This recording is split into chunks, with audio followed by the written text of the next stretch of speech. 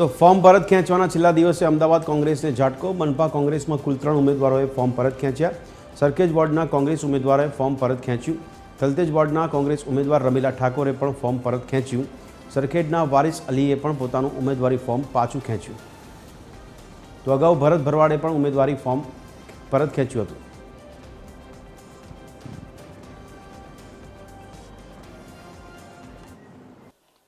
કોંગ્રેસ પાર્ટીના સત્તાવાર માન્ય ઉમેદવારો કે જે ઉમેદવારોએ પોતે કોંગ્રેસની સંપૂર્ણ પ્રક્રિયામાં ભાગ લીધા પછી એને ઉમેદવાર તરીકે નક્કી કર્યા હતા અને જેણે ઉમેદવારી પત્રો ભર્યા હતા એવા ઉમેદવારોનું આજે અમદાવાદ શહેરની અંદર હું જે રીતે જાણું છું કે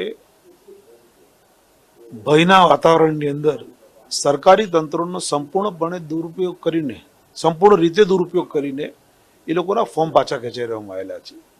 આ મારી દ્રષ્ટિએ હું માનું છું કે લોકશાહીનું અમદાવાદમાં ચૂંટણી પૂર્વે રાજકીય સમીકરણો બદલાયા છે. એઆઈએમઆઈએમના 2 અને આપના 1 ઉમેદવારે ફોર્મ પરત ખેંચી કોંગ્રેસનો હાથ પકડ્યો છે. દાણીલીમડાના અશફાક પઠાણ, એઆઈએમઆઈએમના કરિશ્મા કુરેશી અને આપના શહેજાદ પટણીએ કોંગ્રેસમાં જોડાવાની જાહેરાત કરી છે. બીજી તરફ થલતેજ અને સરખેજ વોર્ડના કોંગ્રેસના ઉમેદવારોએ ફોર્મ પરત ખેંચતા શૈલેષ પરમારે ભાજપ પર પ્રહાર કર્યા હતા.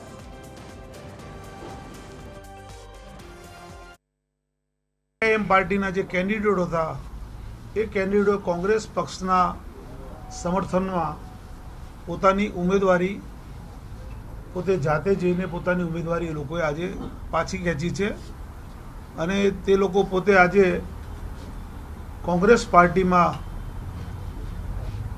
સભ્ય તરીકે કોંગ્રેસ પાर्टी अंदर आज ये लोग शामिल पर થઈ રહ્યા છે. तो उन्होंने आज कांग्रेस पार्टी की विचारधारा को सोच समझकर स्वयं अपने आप से अपना फॉर्म को वापस खींच लिया है और अपनी उम्मीदवारी वहां से रद्द कराई है और कांग्रेस पार्टी के उम्मीदवारों के साथ धारासभ्य शैलेश भाई परमार जी की आगेवानी में वो कांग्रेस में जुड़ रहे हैं. मैं सभी तीनों के तीनों उम्मीदवार को कांग्रेस पार्टी परिवार की तरफ से धन्यवाद करता हूं और कांग्रेस परिवार में जुड़ने के लिए उनका आभार व्यक्त करता